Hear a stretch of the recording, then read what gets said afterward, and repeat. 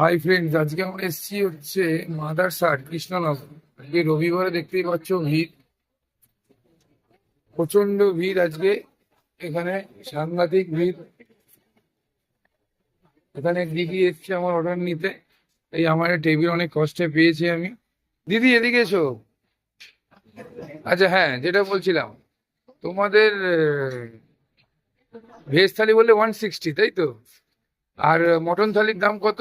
Mutton থালির দামটা আপনার পদ্ম পাতা দিয়ে থালিটা আসবে।